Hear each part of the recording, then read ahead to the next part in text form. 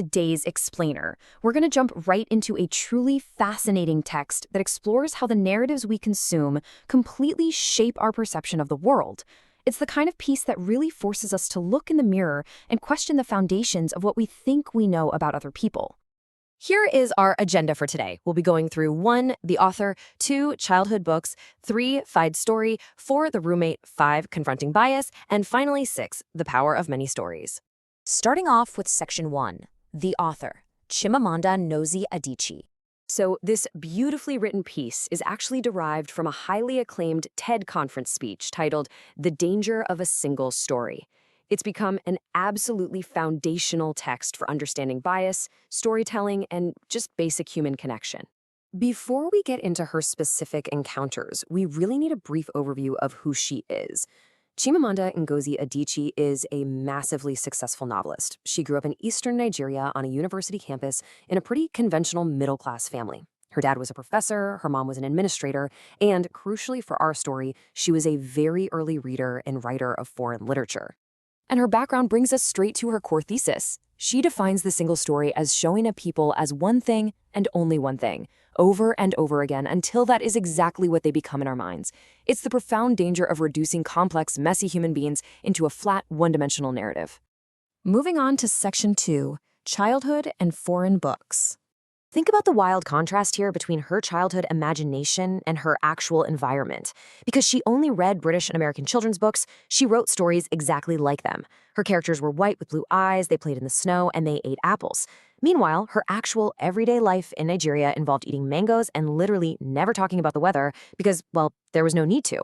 These foreign books had completely convinced her that all literature had to be about unrecognizable foreign things. But then, a total game changer happens. Discovering African writers like Chinua Achebe and Kamara Laye completely revolutionized her perception.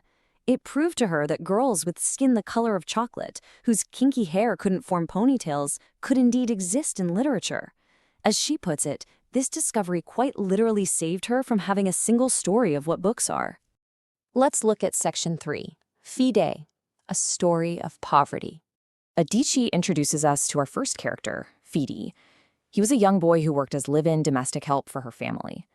Her mother would regularly send yams, rice, and old clothes to his family in a nearby rural village. But here's the catch. The only thing Adichie's mother ever told her about Fide was that his family was very poor. Because of that, his entire identity in her household was framed entirely around this single, pitiful fact. So picture this. She actually goes to visit Fide's village. His mother brings out this beautifully patterned basket made of dyed raffia that Fide's brother had crafted. Adichie was totally shocked. It had never even occurred to her that anybody in his family was capable of actually creating something. She hits the nail on the head here. Her singular focus on their poverty had effectively erased their creativity, their skills, and their full humanity from her mind. Poverty was her single story of them. There was no room for anything else. Section 4. The roommate, stereotyping Africa. Fast forward a bit, and we meet her 19-year-old American roommate at a U.S. university. Before even meeting Adichie, this roommate had already felt sorry for her. She viewed Adichie through a lens of catastrophe, showing what Adichie calls a patronizing, well-meaning pity. Based purely on popular images she'd seen, the roommate just assumed there was zero possibility of Africans being similar to her in any way at all. It's honestly hilarious, but also kind of tragic when you look at the disconnect here. The roommate asked where Adichie learned to speak English so well, completely unaware that English is actually Nigeria's official language. She asked to hear Adichie's tribal music and was massively disappointed when Adichie whipped out a tape of Mariah Carey. She even assumed Adichie literally didn't know how to use a standard stove. You know, it's really easy for us to look at the roommate and shake our heads. But after pointing out all those flawed assumptions, Adichie turns the mirror right back on herself with a really profound realization. It begs the question, is anyone, even someone who has been stereotyped so heavily themselves, truly immune to doing it to others? Which brings us to section 5, Mexico, confronting personal bias.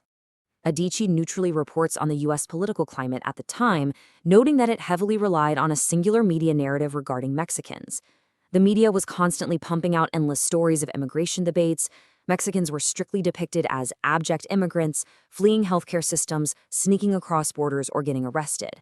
That was the relentless single story being broadcast. But then she actually travels to Mexico. Simply walking around the marketplace in Guadalajara on her first day completely shattered that media-driven illusion. She was surprised to just see people living their lives, going to work, rolling up tortillas, smoking and laughing.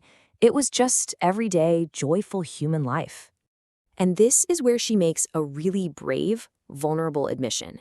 She realized she had done to Mexicans exactly what her roommate had done to her and exactly what she had done to Fide. It's a powerful reminder that even those who have been victims of stereotypes are completely capable of perpetuating them if they blindly consume a single narrative. Finally, Section 6, the power of many stories. So, what's the big takeaway here? It comes down to the dual nature of stories. Adichie emphasizes that stories absolutely matter. They are potent weapons that have historically been used to dispossess and malign, to break the dignity of a people. But on the flip side, they are also the exact tools we need to empower, to humanize, and to repair that broken dignity. To really drive this home, she uses this fantastic quote from the American writer Alice Walker. Walker was writing about relatives reading a book about the Southern life they had left behind. It perfectly captures that deep, restorative joy of finally seeing your own complex, multidimensional reality reflected in a story. It brings your dignity back. As we wrap up this explainer, I really want you to think about this. Adichie argues that rejecting the single story allows us to regain a kind of paradise. So think about the diverse, multifaceted people you interact with every single day. What single stories might you be carrying around without even realizing it? And what beautiful complexities might you discover if you finally let those single stories go? Thanks for joining me on this journey, and keep seeking out the full story.